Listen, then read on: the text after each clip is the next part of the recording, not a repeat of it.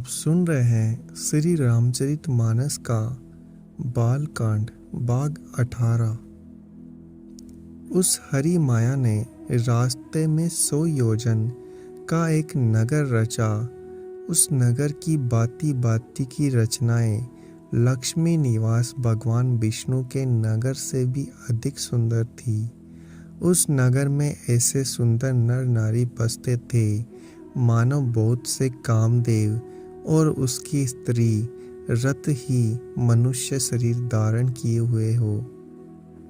उस नगर में सील नदी नाम का राजा रहता था, जिसके यहाँ असंख्य घोड़े, हाथी और सेना के समूह थे।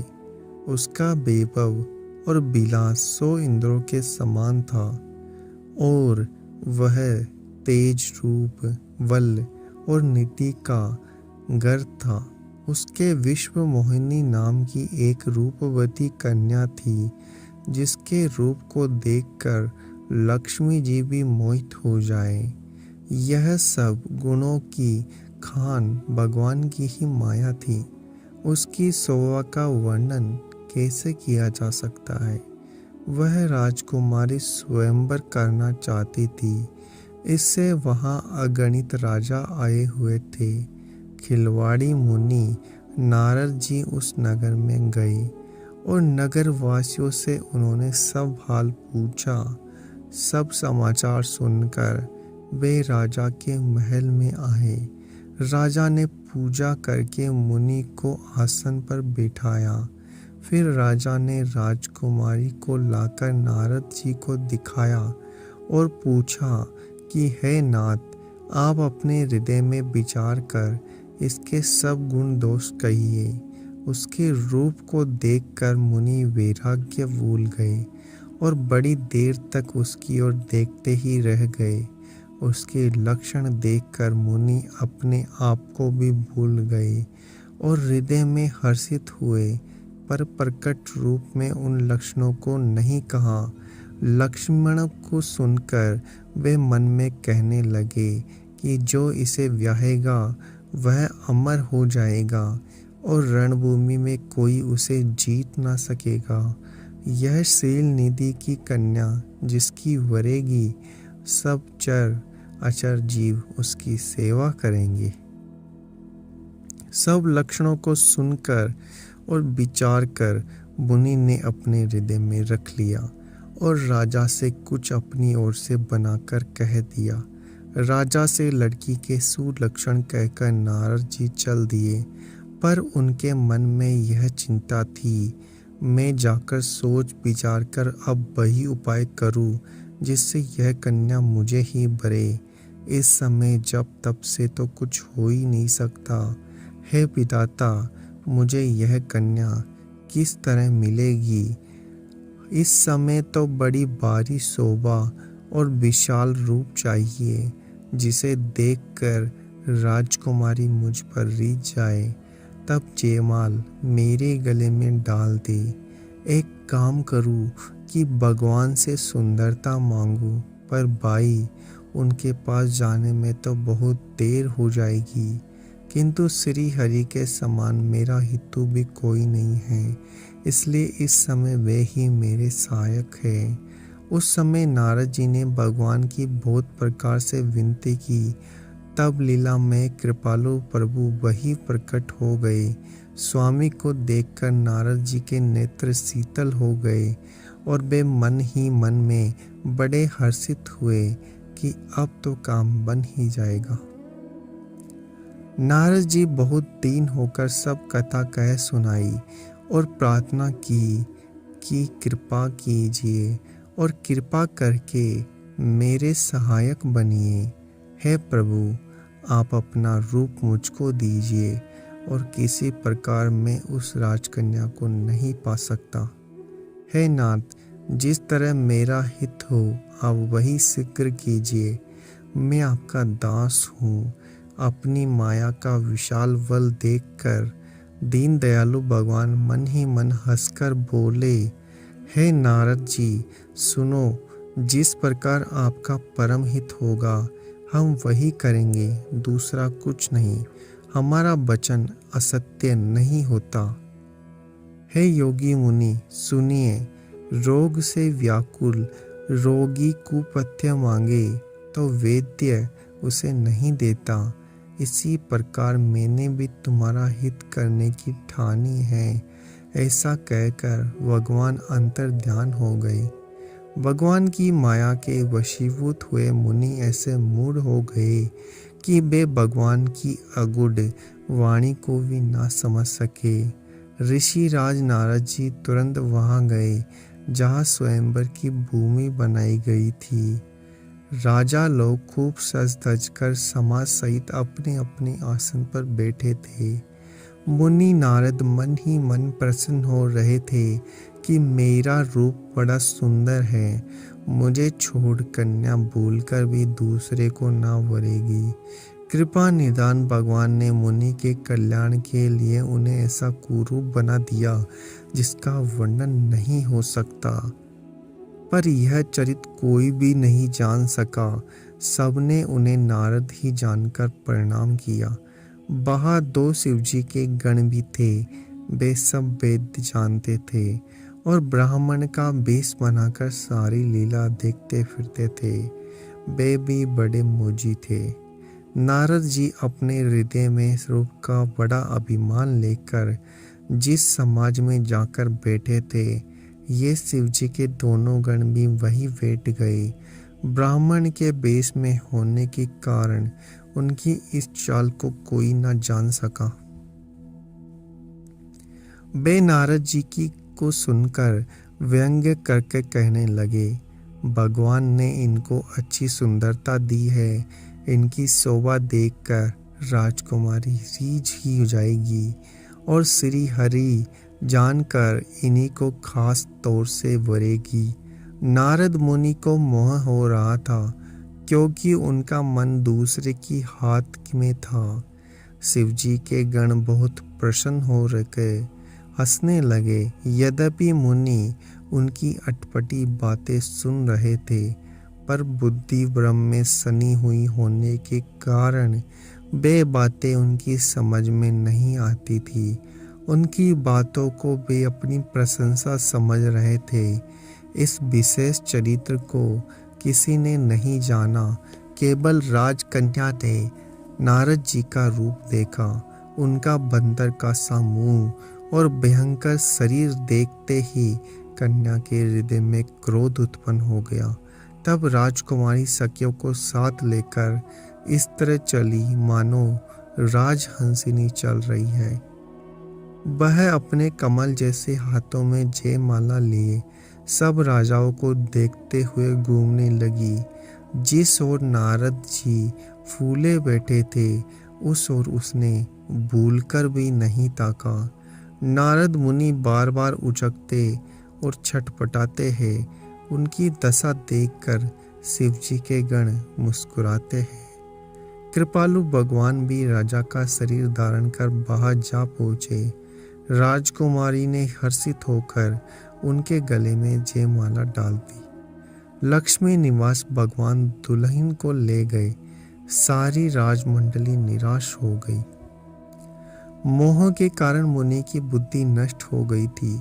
इससे वे राजकुमारी को गई देख बहुत ही निक्कल हो गए, मानो गाड़ से छूटकर मणि गिर गई हो। तब शिवजी के गणों ने मुस्कुराकर कहा, जाकर दर्पण में अपना मुंह तो देखिए।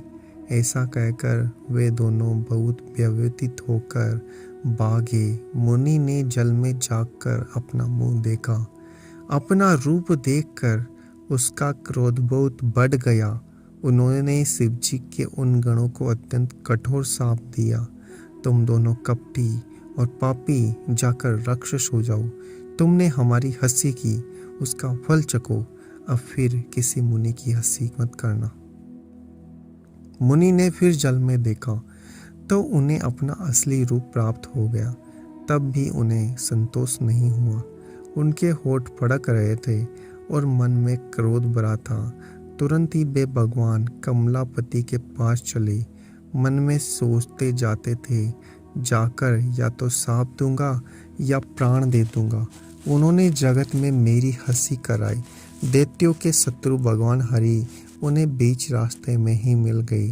साथ में लक्ष्मी जी और वही राजकुमारी थी। देवताओं के स्वामी भगवान ने मीठी वाणी में कहा, हे मुनि, व्याकुल तरह कहाँ चले जा रहे हो? बेशब्द सुनते ही नारद को बड़ा क्रोध आया। माया के वशीभूत होने के कारण मन में चेत ना रहा। मुनि ने कहा, तुम दूसरों की संपदा नहीं देख सकते, तुम्हारे ईर्ष्या और कपट बहुत है। समुद्र मत्स्य समय तुमने शिवजी को बावला बना दिया और देवताओं को प्रेरित करके उन्हें विषवान कराया। असुरों को मदिरा और शिवजी को विष देकर तुमने स्वयं लक्ष्मी और सुंदर मणि ले ली। तुम बड़े धोखेबाज और मतलबी हो, सदा कपट व व्यवहार करते रहते हो। तुम परम स्वतंत्र हो, सिर पर तो कोई है नहीं।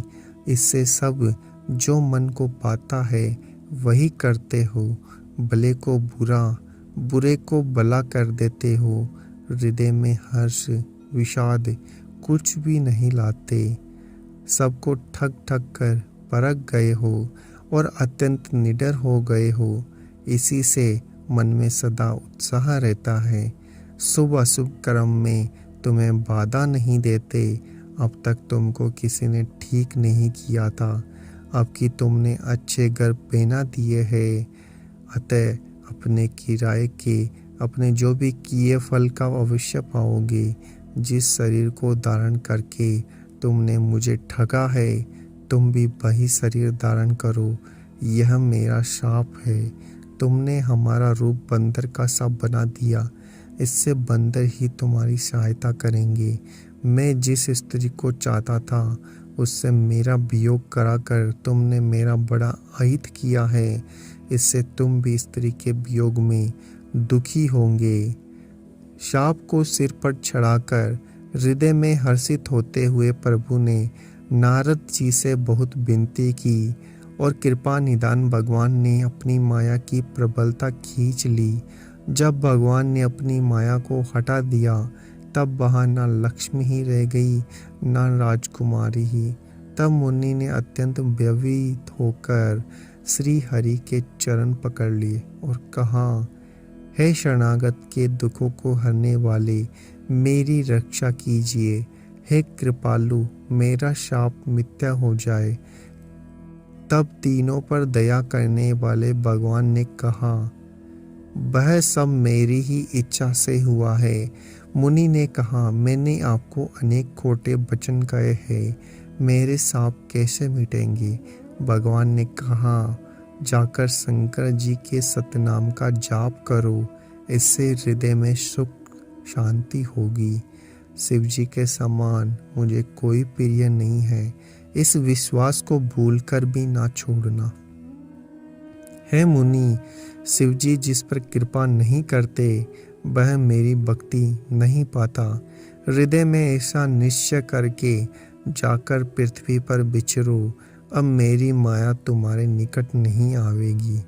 बहुत प्रकार से मुनि को समझा बुझा कर तब प्रभु अंतर ध्यान हो गए और नारद जी श्री रामचंद्र जी के गुणों का गान करते हुए सत्यलोक को चले।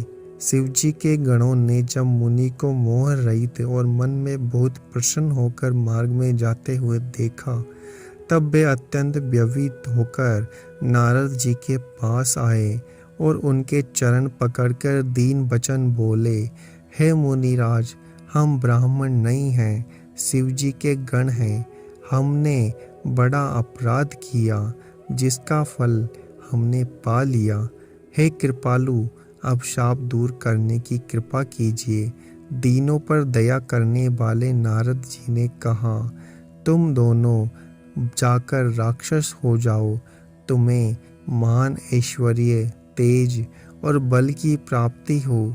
तुम अपनी भुजाओं के बल से जब सारे विश्व को जीत लोगे तब भगवान विष्णु मनुष्य का शरीर धारण करेंगे। युद्ध में श्री हरि के हाथ से तुम्हारी मृत्यु होगी जिससे तुम मुक्त हो जाओगे। फिर संसार में जन्म नहीं लोगी। वे दोनों मुनि के चरणों में सिर नवाकर चले और समय पाकर राक्षस हुए। देवताओं को प्रसन्न करने वाले, सज्जनों को सुख देने वाले और पृथ्वी का वार हरण करने वाले भगवान ने एक कल्प में इसी कारण मनुष्यों का अवतार लिया था। इस प्रकार भगवान ने अनेकों सुंदर, सुखदायक और अलौकिक जन्म और कर्म हैं। प्रत्येक कल्प में जब जब भगवान अवतार लेते हैं और नाना प्रकार की सुंदर लीलाएं करते हैं, तब तब मुनीश्वरों को परम पवित्र काव्य रचना करके उनकी कथाओं का गान किया है और बाती बाती अनुपम प्रसंगों का वर्णन किया है, जिनको सुनकर समझदार लोग आश्चर्य नहीं करते। श्री हरि अनंत है, उनका कोई पार नहीं पा सकता और उनकी कथा भी अनंत है। सब संत लोग उसे बहुत प्रकार से कहते सुनते हैं। श्री रामचंद्र जी के सुंदर चरित्र करोड़ों कल्पों में भी गाए नहीं जा सकते। शिव जी कहते हैं, हे पार्वती, मैंने यह बतलाने के लिए इस प्रसंग को कहा कि ज्ञानी मुनि भी भगवान की माया से मोहित हो जाते हैं। प्रभु कौतकी लीलामय है, शरणागत का हित करने वाले हैं। वे सेवा करने में बहुत सुलभ और सब दुखों को हरने वाले हैं। देवता, मनुष्य और मुनियों में ऐसा कोई नहीं है जिसे भगवान की महान बलवती माया मोहित न कर दे। मन में ऐसा विचार कर उस महामाया के स्वामी श्री भगवान का भजन करना चाहिए। हे गिरिराज कुमारी, अब भगवान के अवतार का वह दूसरा कारण सुनो। मैं उसकी विचित्र कथा विस्तार करके कहता हूँ, जिस कारण से जन्म रहित, निर्गुण और रूप रहित ब्रह्म अयोध्यापुरी के राजा हुए।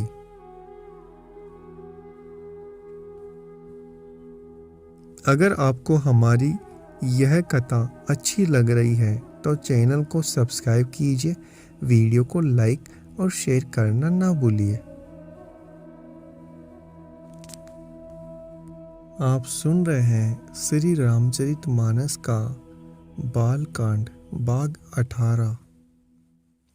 उस हरि माया ने रास्ते में 100 योजन का एक नगर रचा। उस नगर की बाती बाती की रचनाएं लक्ष्मी निवास भगवान विष्णु के नगर से भी अधिक सुंदर थी। उस नगर में ऐसे सुंदर नर नारी